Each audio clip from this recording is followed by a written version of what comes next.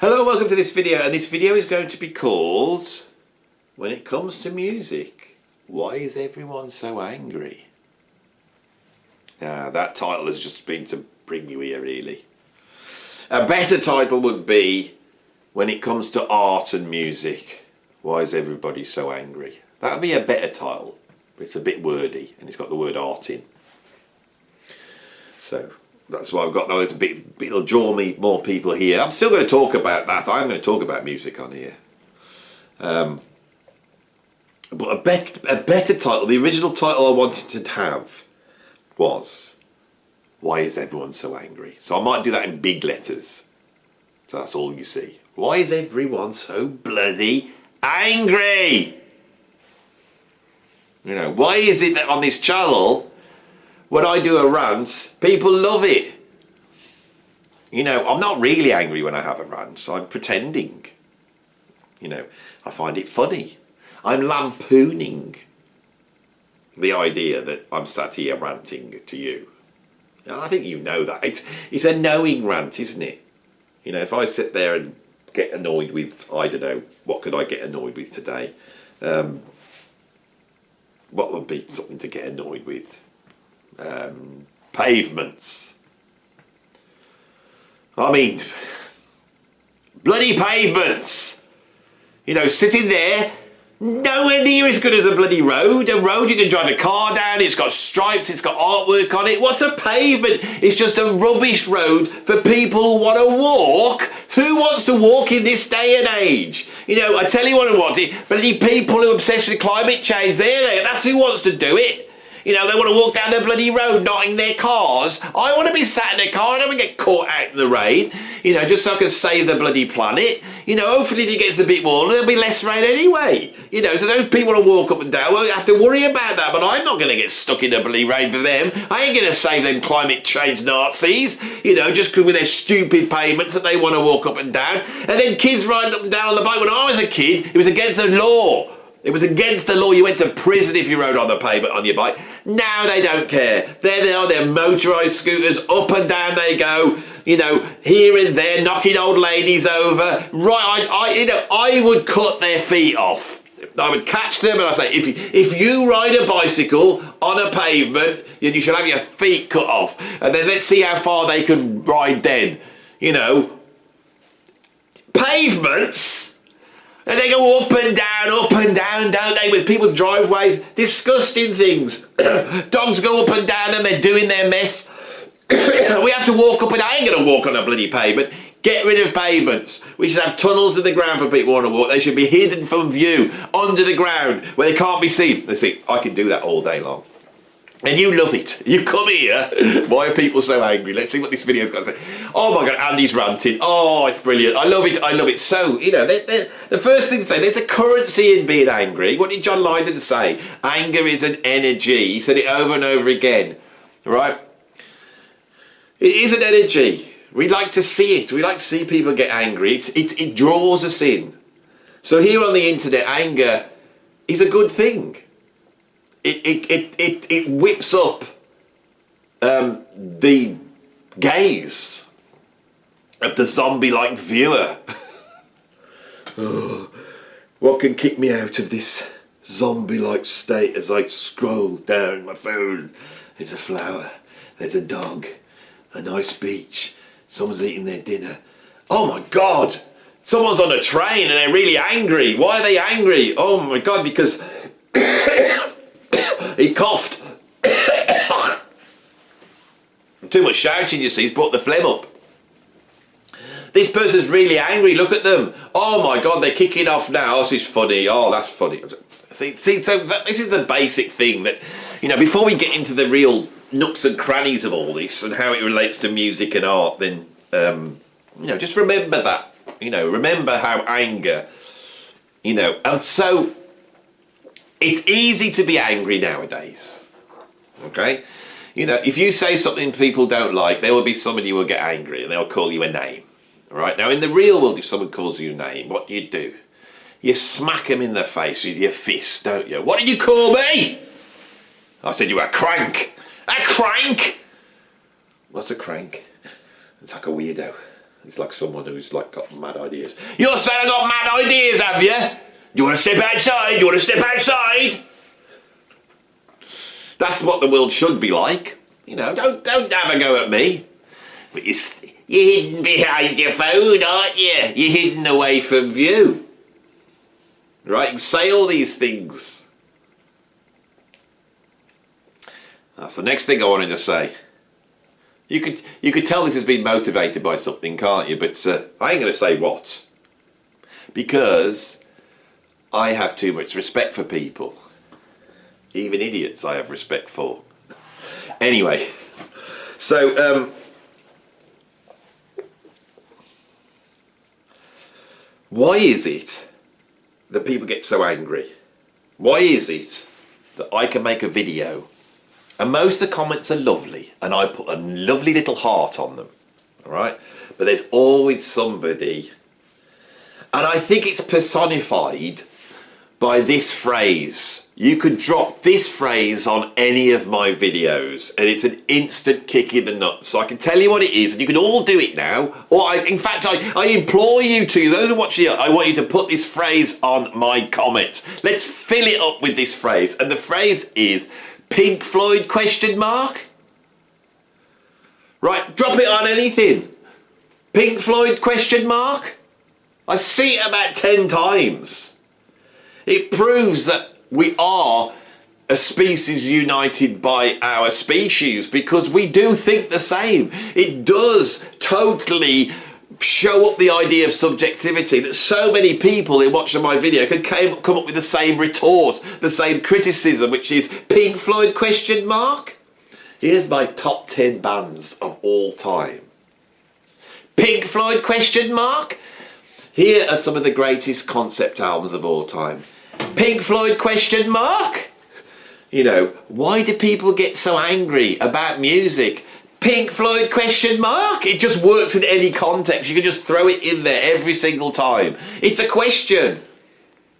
It's a question. I don't know what the question is. I've been utilising it in real life. You know, I found I can walk into the bank, I can walk into a shop. You don't just walk in there, walk up to the counter. Pink Floyd?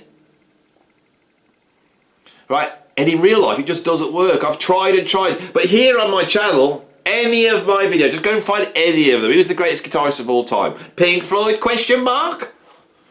Right? But I get nasty comments. The real nasty comments you don't see. Not because of me. I'm all for free speech. I'm all for free speech, but YouTube spots it. You know, and when somebody comes on and goes, "You're a racist. You're an idiot." Right? "You're a crank. You know nothing. You should be killed and shot and then stamped on the dead body after you've been killed. Because how can you not have Uriah Heep on that list?" There was a classic one the other day. This one guy had come on. I'd done a quiz. And his comment was like this, I can't paraphrase, it was something like this. "I've listened to music since I was 6 years old. I was there listening to Vanilla Fudge when they first came out. And you think you can put this stupid quiz out there with your stupid questions and it proves something? It proves nothing, mate. Absolutely nothing." Imagine that with loads of swearing in. That's what the comment was. Oh, did you not do well on it then? "I thought I was the king of music and I knew everything about it. And Andy comes along with his incredibly hard quiz." I'd incredibly be hard. If I had to do it, I'd get about 10. But I've sat there coming up with the questions.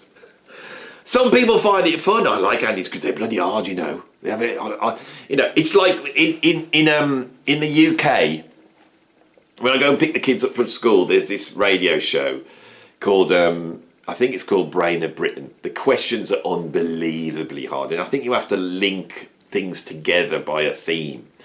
And I drive there, listening to it, going, I wonder if I'm going to get a question today. And then these questions come out, and it's sort of like, what links goats, Marcus Garvey, the president of Algeria, and picking your nose with your little finger? And they're there, and then they feed them the things, and they're like, is it something to do with Charlie Chaplin? Oh yes, you're close. And then and it's ridiculous what they know. And I can never get any because I'm not knowledgeable or clever enough. I don't get angry about it, but I sit there driving along. Now, I'm friends, very good friends, with the lead singer of Ned's Atomic Dustbin. Okay, very good friends with him. And this one came up, and the subject matter was Ned's Atomic Dustbin, and I knew the answer. I knew the answer because of my mate. I rang him up afterwards. I just got a question on Brown and Britain right. The only way I can know it is by knowing someone in the actual band that the question referred to. Oh.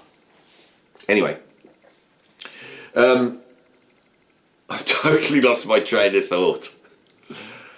Philosophy Sunday videos, have you noticed, are just becoming, they're not really about philosophy anymore. It's just about me really delving deeper and deeper into the well of not knowing what you're talking about. Anyway, let's get back on track. So,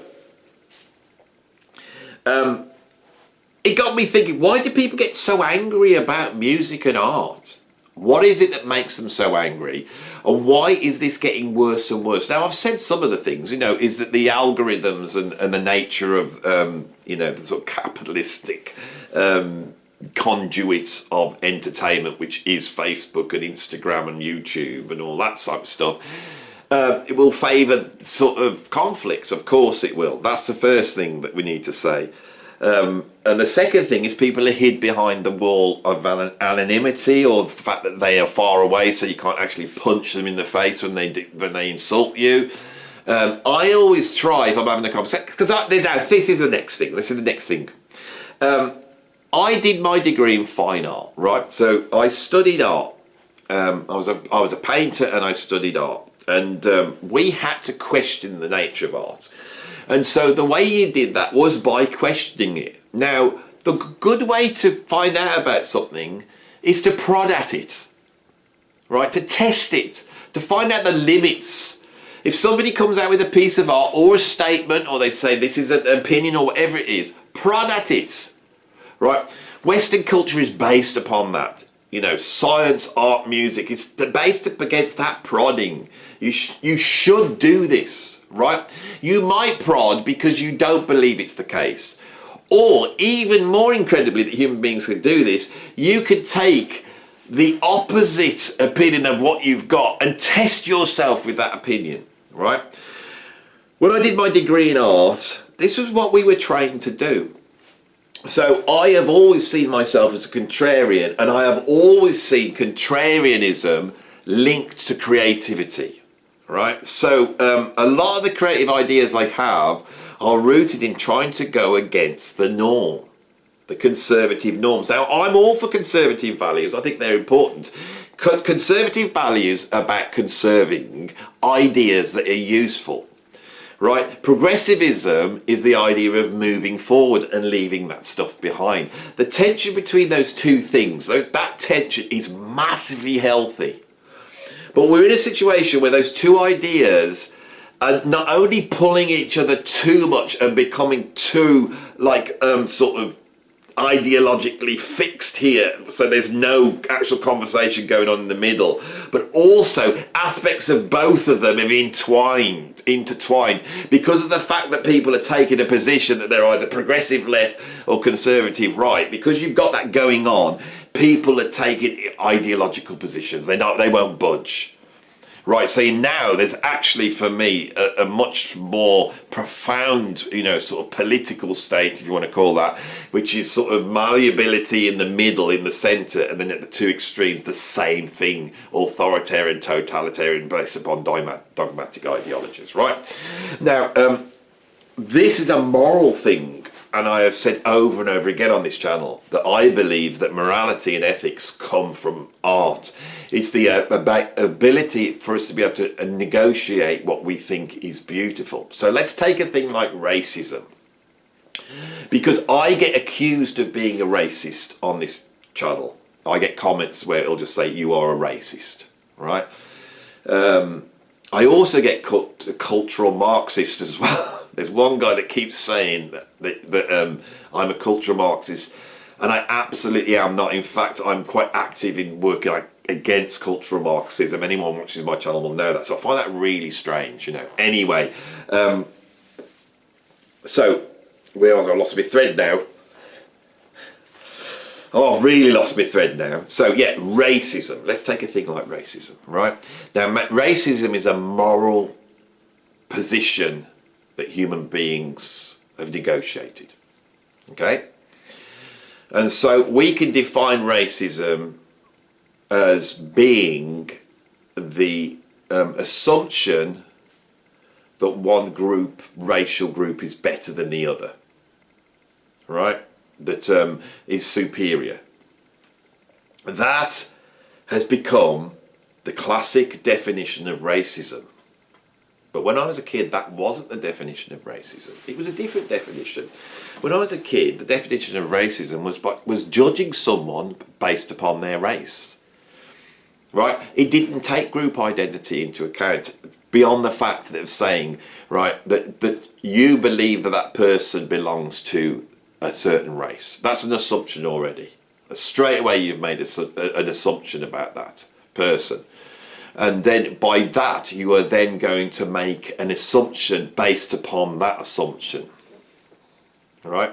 Now this is an interesting definition for me, because if that's the definition of race, then racism, sorry, then in defining racism in that way, you could say something really positive about that race.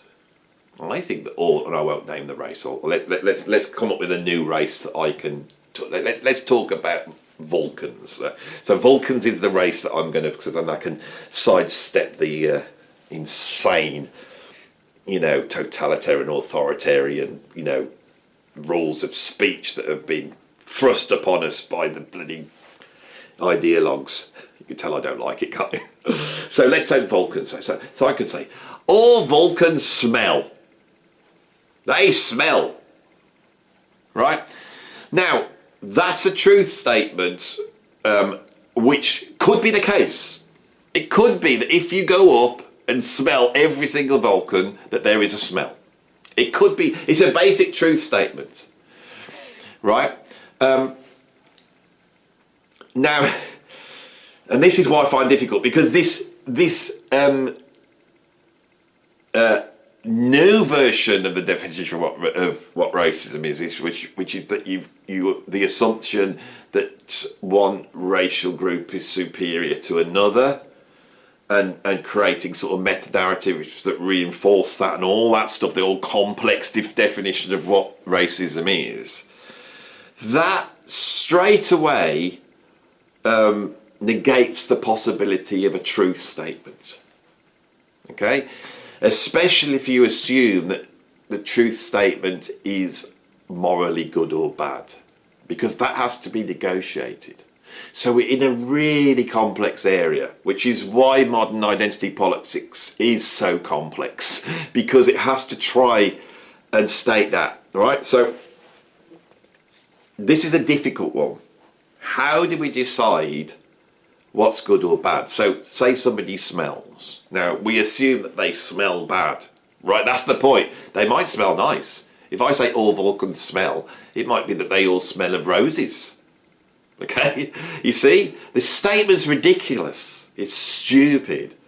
Right? We have to decide what a bad smell is. Okay? And the bad smell, the idea of that comes from the communication of me going, I think that smells. Do you think that smells? Yeah, I do think that smells. Bloody hell. And what about you? Yeah, it does smell. And then there's one weird person going, well, I actually quite like the smell of crap. Oh yeah, well you're weird. And I mean, this is the negotiation that goes on now. You can do it like that. But what about much more complex things? That's done through art. An artist goes, I think this is beautiful, I think this is ugly, I think this is this. And they put their art out there. And then a discussion happens where it's negotiated. This negotiation creates our moral values of what is good or bad. So there's a problem for me in saying racism is about attributing a thing to a group. It just doesn't make sense, because you've got to decide whether it's a bad thing or a good thing, unless you're saying that it's applying anything to a group is wrong. But then the thing is that by doing that, you take out the moral aspect of it, and it means you cannot make a statement about a group at all, right? Which means those that are saying, you know, a lot of Vulcans are very underprivileged because of a systemic racistic thing. You cannot say that about them. You're speaking for that group, and you can't. So the whole thing for me, and I haven't got how deeply contradictory that definition is, how problematic philosophically it is. Now, some people might be watching and go, well, I don't really get what you're saying, Andy. It's not my fault. It's not my fault you don't understand it, right? The fact that there's a problem there. Now, if we go back to the one I grew up with, which is, it's about making an assumption about somebody based upon their race. Now, I can now make a positive assumption, right? So I go, I think all Vulcans smell. So I'll bet that guy smells.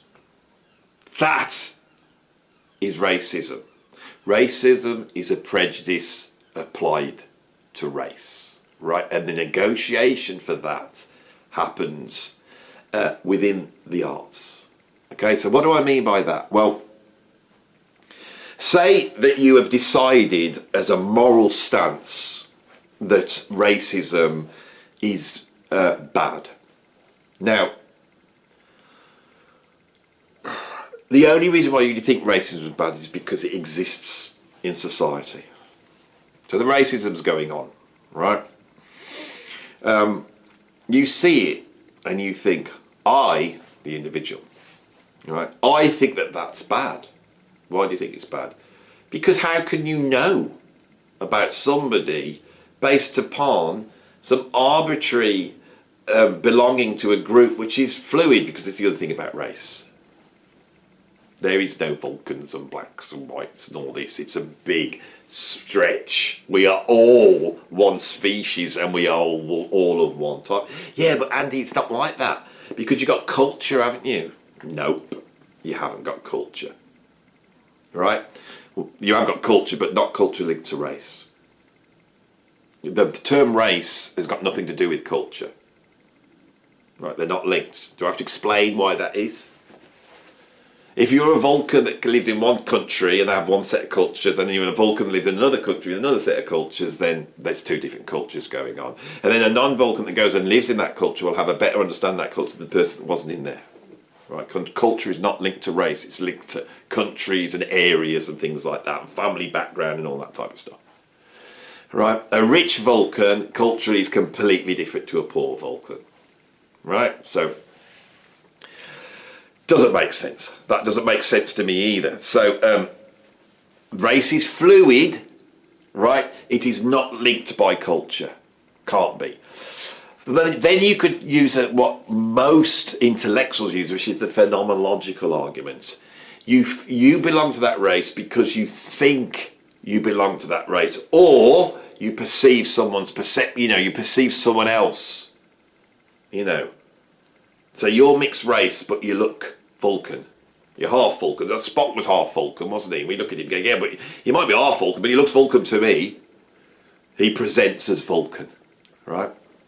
Again, you're making an assumption about somebody based upon the arbitrary allotting, which is based upon no. It doesn't.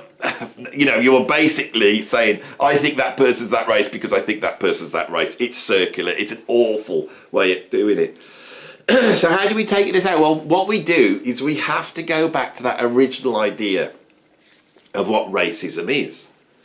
We have to go, any assumption about that group which doesn't exist, right, which is fluid, which is not linked to culture. If I make an assumption, I can say they're all the best, cooks in the world. I could say they're all evil and psychotic, they're thicker than me, they're cleverer than me. You could say whatever you like about that group. It means nothing.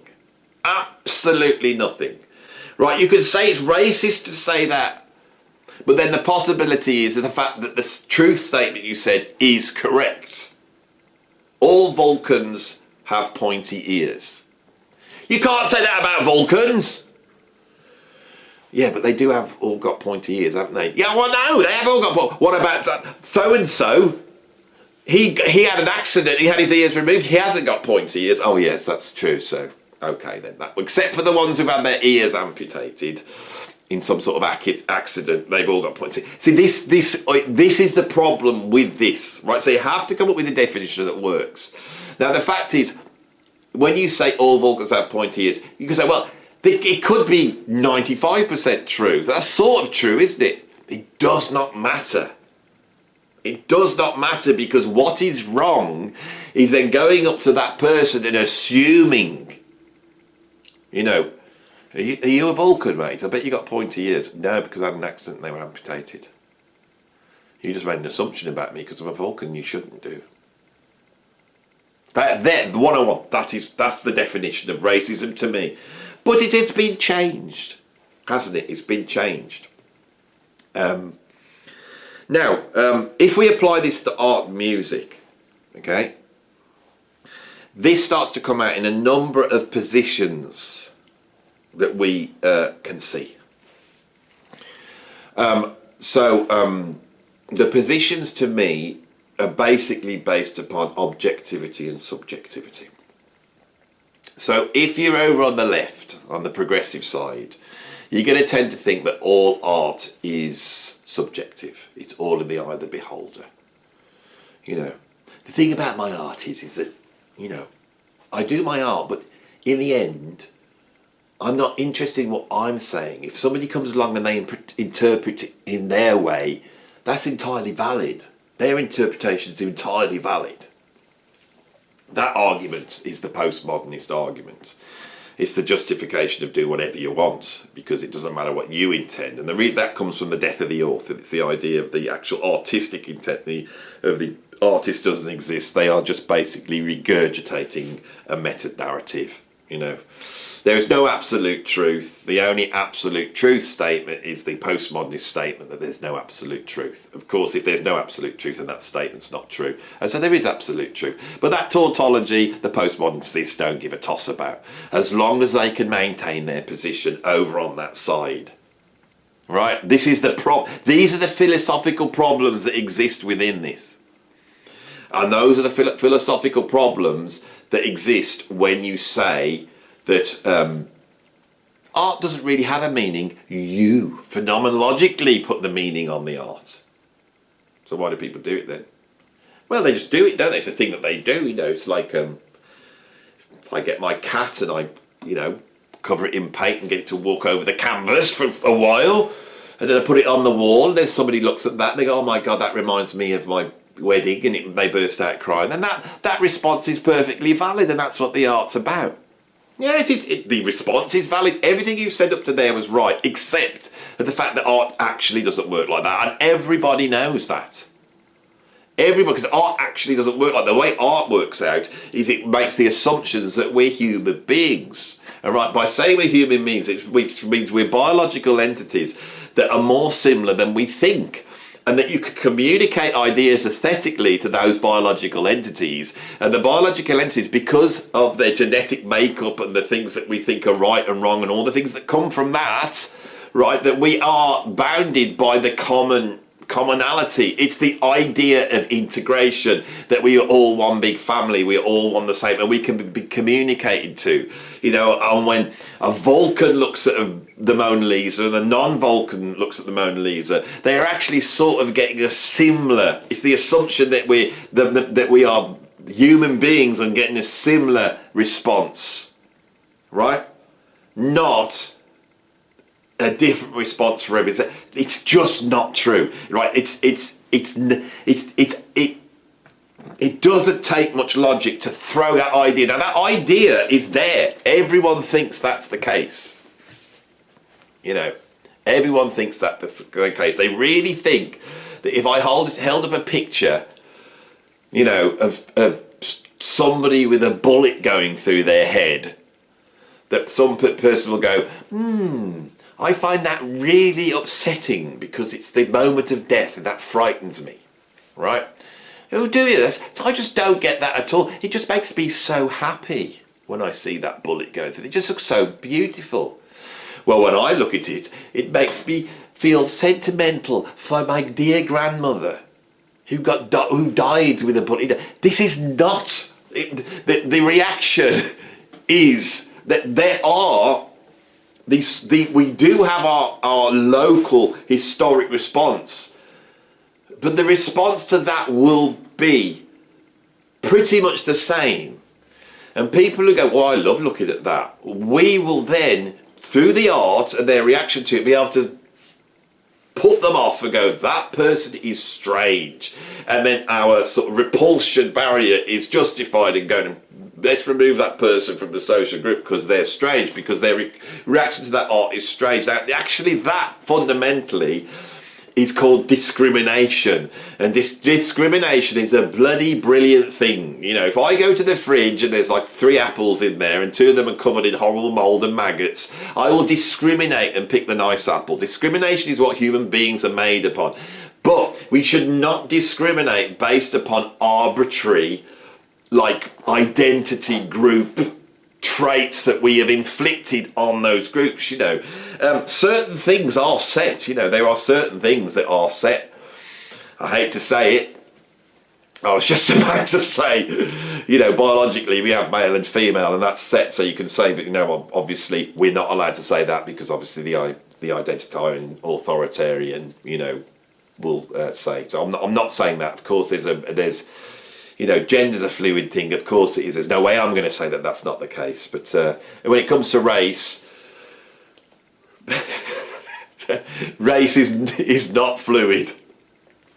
A white person cannot say they're a Vulcan. It's totally wrong. Yeah, but what if they're half Vulcan, half white? That doesn't matter. They've got to present as one or the other. My God, it's... Right, so... I'm trying to not get bogged down in getting annoyed at all this nonsense. I am trying to explain how this works in terms of music. This idea that at the one side of it, you have this sort of subjective art, and then in the other side of it, you have the idea of objective art, and it has one meaning, and that's the art of the totalitarian. Right, that's the art of Russia or Nazism, that there's a meaning to that. You know, Jews are bad. Look at the Jew. He's bad. You know, they can't be interpreted any other way. The art has an absolute set meaning. Of course, in the middle, in the malleable bit in the middle, is the idea of which one's right, you know. And art will be doing both of these. It's neither subjective or objective. It exists in the middle, and the negotiation of that is where wisdom comes from. Right, but let's go back to racism. Interesting things about racism is the same split exists in those who are bound together by the goal of getting rid of racism. So, if we go back to first part of the 20th century, if we go to America, and if you look at, you've got the slave trade, Civil War, slaves are freed, there is then a push against the racism that has caused this slave trade to exist. You've got a dispossessed group of people in America that have not wanted to be there by choice but have ended up in there. America has values, sort of Western liberal democratic values, and these people are dropped into there and they don't feel part of the Western liberal democratic values that are apparent in the country they're in. They see a contradiction in that. Now, I believe that aspect is the X factor that you pour into American music, which creates all popular music forms. It's the black experience in America, which is the X factor. It's the anomaly that you don't normally get. Of a dispossessed group of people that are American through and through, but are being denied. They are being denied by the system what the system purports to offer. That's what the American Civil War was about, fundamentally. Now, you could say, yeah, but Andy, that there, by your definition, is you've got one group thinking it's superior to another group. That's what slavery was based upon, wasn't it? That's what's going on. That's what's racist, is that assumption that's going on. Now, the assumption of slavery is that that African people were somehow inferior. Now, they didn't think this. This was something that was created by the whites, supremacy, if you like. That was created to justify it, right? Because if you go back to sort of biblical times, slavery was different then. People had slaves and they didn't have slaves, and it was just accepted. That was almost like a caste system that you'd have in India, that they're just people of different things, and that's the way they are. Plato argued for a slave class, and that was supported in the Bible. There's some people who are just born slaves, other people aren't. Right, and that was based upon the fact that they were idiots and knew nothing about biology and science. Biology is so important to understanding what human beings are and where they come from. Something denied by the postmodernists. But anyway, if you've got like science now starts to advance, we have the Enlightenment. People start to look at human beings and they realise we're all human beings. There's no difference. Right, so you're going, well, you've said this big assumption about Vulcans. I'll go back to Vulcans again. You've made this big assumption about Vulcans, but you're assuming that all these Vulcans are of a lower thing, which allows them to be made slaves. Yeah. But that guy's not like that. And that woman's not like that. And that person's not like that. For me, it always goes back to the individual. It's the individual that proves. It's the exception to the rule, like we said earlier. You can't make assumptions about people, right? They're all human beings, right? They're all different. We can't make an assumption about them. We can't assume. We can't assume that these people are happy to be slaves, that they're not clever enough to understand the situation they're in, right? But there could well be somebody in that group that's like that. We can't make the assumption, but we can't really, and this is what's important, we can't make the assumption the other way. That morality that says that slavery is wrong had to be negotiated. It was negotiated through science, elucidating the nature of truth. It was negotiated through discussion, which is where people come put their one point and then listen to the other point, and they come to a sort of synthesis of those two things, like the dialectic, basically. And it was also to understand how horrible the situation was. That horribleness was communicated to the world through art, through literature, to music, and all that type of thing. Right? This has always been the case. You cannot illustrate something being bad or good with rationalism. You have to have art. You can explain to someone how horrendous the Holocaust is, and you can go through all the facts and figures. 6 million people were gassed in gas chambers. You can say that to someone, means nothing. Oh, that's bad. It means nothing. You put on a piece of art like Schindler's List, and you suddenly start to understand it, right? And to say that Schindler's List is entirely subjective, everybody with a brain knows it's not.